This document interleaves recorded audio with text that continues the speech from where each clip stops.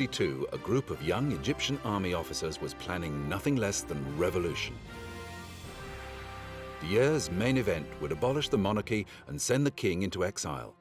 Soon, the ancient land of Egypt would be declared a republic. In the years leading up to the coup, Arab nationalism was rising in Egypt.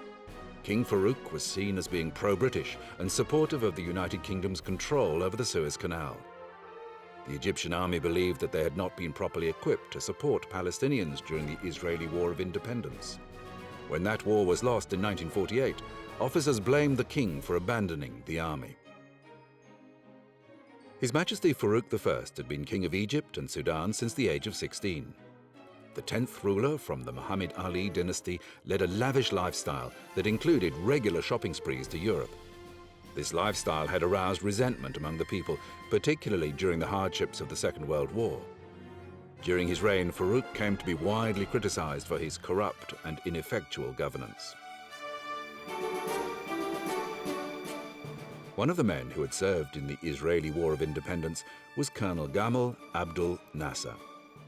Nasser had commanded a unit in Palestine and was dismayed by the inefficiency and lack of preparation of the Egyptian army. Determined to change his country, he organized a clandestine group inside the army called the Free Officers. The Free Officers were committed to freeing Egypt from British control and establishing a more equitable government. They enlisted General Mohammed Naguib as a public figurehead and prepared to overthrow the monarchy. On January 25, 1952, British troops launched an attack on Egyptian police in Ismailia. 50 police officers were killed and many more were wounded. As a result, Egypt erupted in fury. Rioters burnt down British businesses in Cairo, and national sentiment reached new heights. The Free Officers planned a coup d'etat for August 5th. When they learned that the king might be preparing to move against them, they decided to seize power. On the 23rd of July, the people of Cairo awoke to discover the armed forces taking up positions in the streets. At 7:30 a.m., a radio station aired the first communique of the revolution in the name of General Mohammed Naguib. The voice reading the message was Free Officer and future President of Egypt, Anwar Sadat. Sadat justified the revolution by announcing that Egypt had passed through a critical period in recent history that was characterized by bribery, mischief, and the absence of governmental stability. He assured Egyptian people that the army was capable of operating in the national interest under the rule of the constitution. He urged citizens not to carry out acts of destruction or violence. Should anyone behave in such ways, he warned, they would be dealt with forcefully as traitors.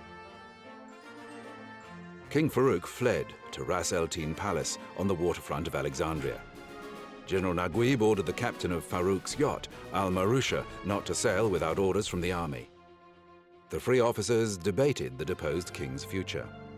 While some believed that exile was the best solution, others argued that Farouk should be put on trial for what they perceived as crimes committed against the Egyptian people. In the meantime, Farouk sought the intervention of the United States, but to no avail. The order for the king to abdicate finally came on Saturday, July the 26th. At 6 o'clock that evening, the king set sail for Monaco, where he lived in exile for the rest of his life. Farouk's baby son, Ahmed Fuad, was proclaimed King Fuad II. But on June the 18th, 1953, the revolutionary government formally abolished the monarchy, ending the child's brief reign. Egypt was declared a republic, with General Mohammed Naguib as the nation's president. Gamal Abdel Nasser was appointed deputy premier and minister of the interior. After 150 years, the Egyptian dynasty had come to an end. The main event of 1952 had overthrown a monarchy and heralded the era of modern Egyptian governance.